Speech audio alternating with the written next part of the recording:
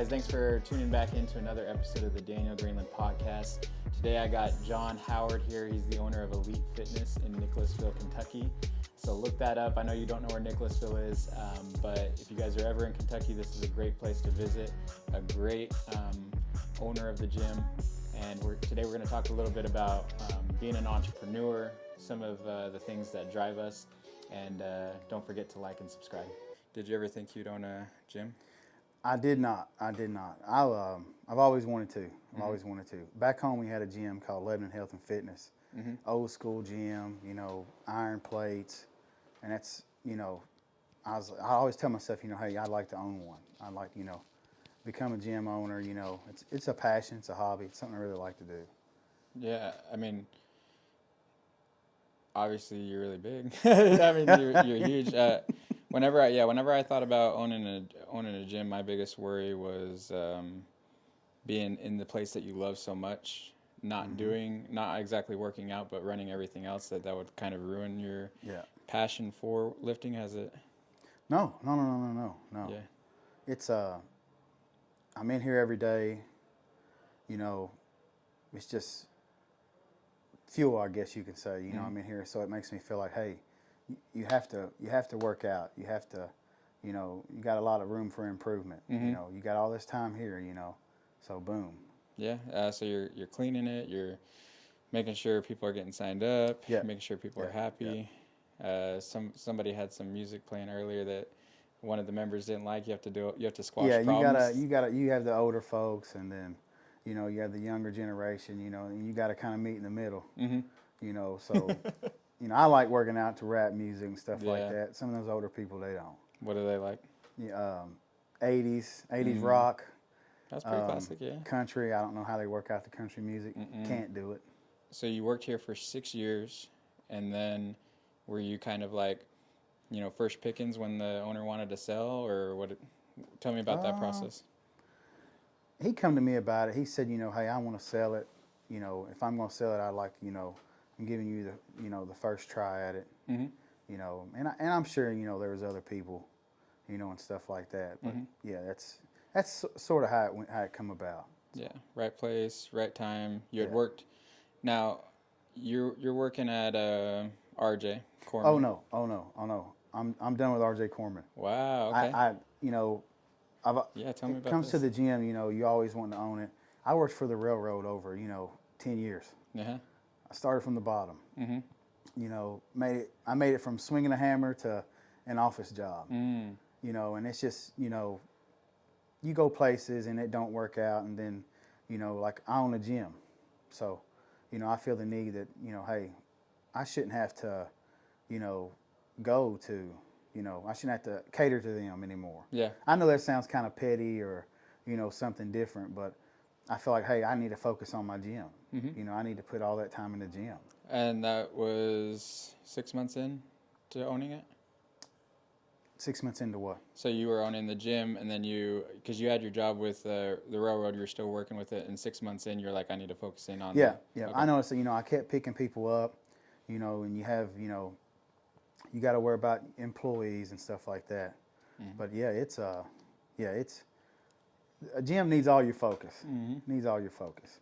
Yeah, I think some entrepreneurs, the reason they fail is because they don't put their heart and soul into a lot of it. So I agree with that. If you want to be successful, I feel like you got to put it all in. You have to do it all. You are focused and locked in. Do you get concerned about the people that leave the gym or stay here, or what do you think of when somebody says, I'm leaving the gym because of you? Well, I've never. And that's not very often. I'm just saying. I'm just curious. I had a guy one time. He asked me. He says, "What time do you come in? What time do you work?" And I said, I come in at this time. He's like, "What's the time I won't be here?" And I was like, "Okay." I was like, "Okay." But I think he was kind of playing. Oh well. But I go out on the floor. And everybody knows it's gonna. When I go out there, it's gonna be exciting. You know what I'm saying? They know I'm going to mess with somebody. And I think a lot of people, they like that. They love because it, other gyms, some people, they want to stay in the office, and I know sometimes I can be a little unprofessional, maybe a lot of times, but, I think that's a characteristic that people like about me. I'm going to go, like, I can go out here, I can go out on the floor now, and everybody knows me. I can go to Walmart, and, I can go into Walmart for one thing and be in there for maybe an hour and a half, because people say, there's John. Hey, John, man, what's going on? People mess with me, I mess with them. And when I'm not messing with people, they're like, oh, something's wrong. Yeah, he's they mad. know pretty quickly. Yeah. I think that's, like I said, that's your networking, that's your ability to connect with people like really well, and they know you're going to be pretty much one way. Whether that means like not to mess with you because you are going to stand up for yourself, or whether that means like, all right, here comes a joke or whatever it's going to be. Have you seen, as far as like your personal life, what is your personal life like when you are running a business? Is the whole family involved, or are you like really trying to split up time? How does it kind of work that way? Right now I'm trying to manage. I'm here all the time. Yep. So you have to manage time for your family. You have to make time for them, no matter how busy you are here. Family first. Yeah, I could say that. Family first. You have to manage it. And 2 families, the gym family and yeah. A lot of these customers here, I feel, they are family. Oh yeah, they are family to me. You've probably been inside many of their homes, right? Exactly. Thanksgiving, everybody's like, hey John, can you want to swing by? Are you doing anything? What's going on? Come here, man. Hey John, you want to hang out? Yeah. So I guess it's kind of love hate, but at the end you have to make time. You have to make time for your family.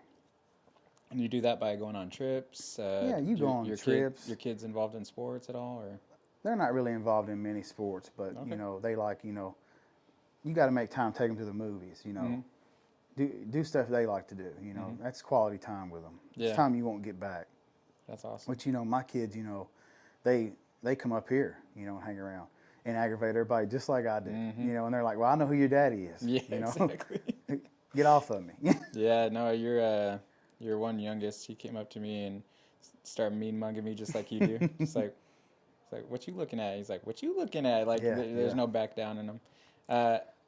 With that being said, were you raised like that? I don't know much about your parents. If I could ask, like, what do you think? Because you do have an entrepreneurial mindset where you focus in, you believe things are going to happen. Like, what do you attribute that to a certain thing?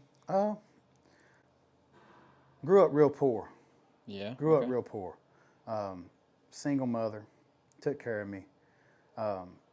That put a mentality as, my mother, she was a, go-getter. She, she had to do what she had to take care of me, and, make sure everything was right. And she made, we didn't have a whole lot of stuff back then, but, it was, she made sure I was took care of. And, that's like a hustler mentality. Hey, you got to hustle. You stay hungry.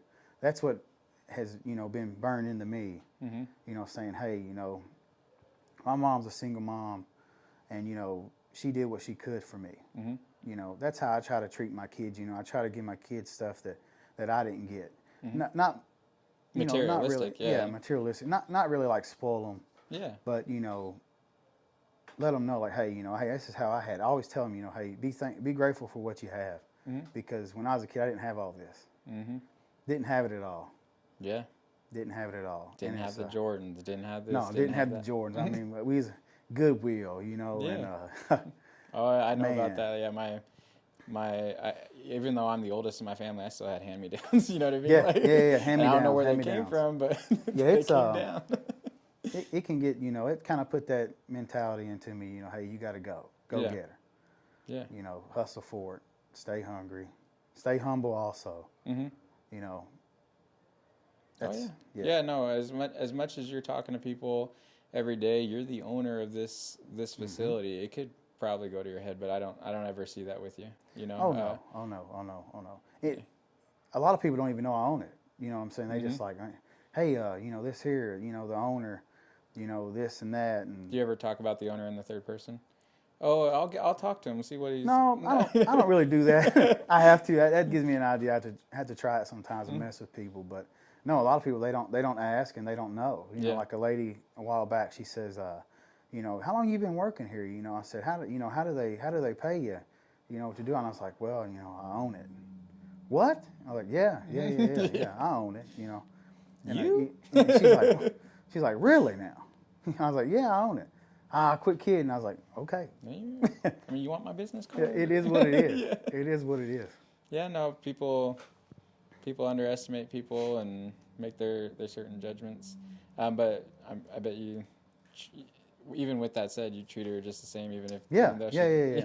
You have to, man. You have to stay humble. Yeah. You have to. It don't matter what you own, how much money you have. I'm gonna treat you the same. Mm-hmm. I'm no better than anyone, and nobody's better than me. Yeah. That's how I look at it, and that's how I'll always be. That's how I teach my kids. You know, it don't matter if you got $1 or $1 million. I'm gonna treat you the same. Either way.